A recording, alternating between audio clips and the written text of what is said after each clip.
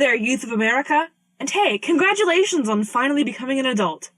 Now that you've reached the sweet and tender age of 17 to 19, you're probably slowly realizing that, hey, you know all those ads on TV about insurance and taxes and bills and banks? They apply to you now. Sounds scary, right? Because it is! Okay, fine, I'm just kidding. But look, it's a big leap and we get that.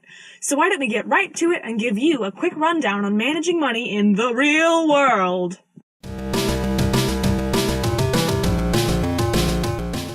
Making a budget is really important. Let's say that once more for effect. Make a budget. Do it. It's great. It's not even that hard. It's just you looking at the money you got for the next month or so and deciding where it's going to go. You can do this with anything from a notebook, to a box of envelopes, to a super fancy budgeting software.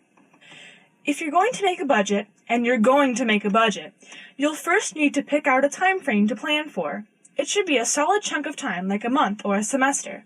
Pick a length of time that you can be sure of the income and expenses for. It's best to know for certain. The money that you're planning with is going to come from sources like savings, jobs, and parents. Your second goal is to know how much of this money you're going to be able to spend over the course of a month, and to know what you're going to have to spend it on. Those are going to be your expenses, which you need to list out and figure out the cost for. School expenses, like books and supplies, will probably come first. What we call not starving to death comes as a close second, meaning the funds for anything from a meal plan to several crates of ramen noodles. Non-food personal junk will probably be third on the list, things like soap and medicine. Entertainment is probably going to come last. I know concerts are important, but you're really going to have to consider whether seeing some dudes play guitar in a dark room is worth not eating for a week. It might be. I don't know. Oh, and don't be too rigid. Plan for emergencies. Real emergencies. Alright, banks. Banks are really cool. You give them money, they use the money for their own nefarious purposes, and you get little benefits for letting them use it. It's pretty rad. Setting up an account is pretty simple. Chances are, during college orientation, there's going to be a small legion of local banks asking you for your loyalty. This is because banks need people to lend them money that they can lend out to others, much like the student loan that you're likely going to be working on paying back in the next few years. Speaking of loans, this is a good time to bring up that you really don't want to owe your bank money. Owing your bank or any company money is being in debt, which more often than not comes with a lot of consequences. It's not a great place to be, so it's up to you to use the magic of budgeting to make sure you don't run out of cash. And on the subject of having no cash, most quality banks have a minimum balance, the absolute least amount of money you can have in your account at all times. If you dip below this balance, the bank is going to charge you, so it's best to only start an account if you know for sure that you're not going to get to that point. It's also good to make sure that you can afford the service charge, which is just what the bank makes you pay to use them. Choosing your bank is super important as well. While bigger banks, especially credit unions, are often a better choice, don't exclude your local banks as choices. Both flavors of banks don't force too many fees, and that's what matters most when you're looking to save money. Shop around, ask questions, Google things, you got this. And hey, this is the digital age, don't forget that. Look for banks that let you keep up with your money online. Seeing as this is 2014, that should be approximately all of them, but keep it in mind. Okay, so you've got a bank. You need to open an account. You've heard that word, right? There's a lot of types of bank accounts, and you'll need to choose the one you want. A savings account is about saving your money. It's not that confusing. You deposit some money, and you can put money in or take money out whenever you like. It has interest, which accumulates over time, so it's nice to get little bonuses from that, even if it takes a while. There are different flavors of savings account. You've got passbook savings, which is simple and flexible but doesn't have much monetary benefits, and regular savings, which is better if you have a more regular income. That will be linked to a checking account, and you can use ATMs with it. The bank will also give you monthly reports on how your account is doing, which is nice. If you want to make an account that you can't add or subtract money from, certificate of deposits are for you. With these, you're basically giving the bank a set amount of money for a set amount of time, and they will give you a good amount of interest for the privilege.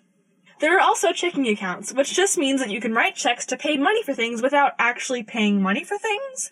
It's still real cash though, so if you do spring for a checking account, it's super important to make sure that everything you get with it matches up with your budget.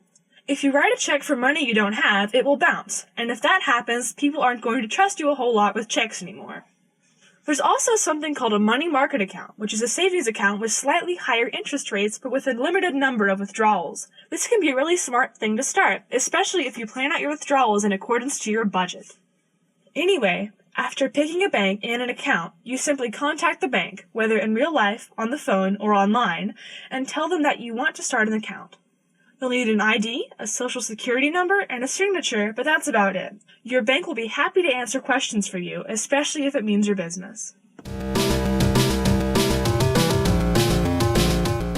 You know how we said that during the first few weeks of school there will be bank representatives trying to sell you their services?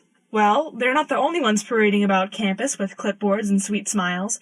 There is also, around every corner with cute spokespeople waiting to pounce, credit cards. And too many people make the mistake of getting one too early. Let me make this loud and clear as possible. Credit cards do not mean free money. That's insanely stupid. Nobody would ever offer that service. Credit cards allow you to borrow money from a bank, maybe not your bank, to buy things. So, while it doesn't technically cost you money right then, you still need to pay it back within a grace period of 20 or 30 days. It's real money you're spending when you swipe it, but you're just kind of spending it in the future. Like it's still in your hands in bank, but now you owe it to somebody in a month. So it's best to treat it as if you spent it, and that's important to remember. Anyway, when you have a card, the company will send you a statement every month that tells you how much you owe them and when they want the money by. But the thing about credit card statements is that they'll often include a much smaller amount that you could pay, but you will still owe the rest plus interest later on. This extra interest is how they make a lot of their money, and it's how a lot of people get into debt. Just feed the beast on time, all the time, and you'll be fine. 100% not in debt, and with a magnificent credit card score to boot. Stick to one card with low fees and APR, and make sure to pay back your money in full each month. That's the gist of what you need to know about credit cards.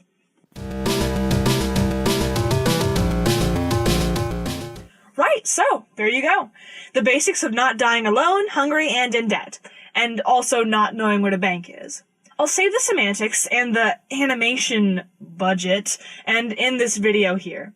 Hopefully you got some good information out of it. But look, if you're ever confused about any of this stuff, don't be afraid to use Google. You can look at explanations and breakdowns of any financial term or situation you can think of, and it's awesome. And you know what? You're awesome.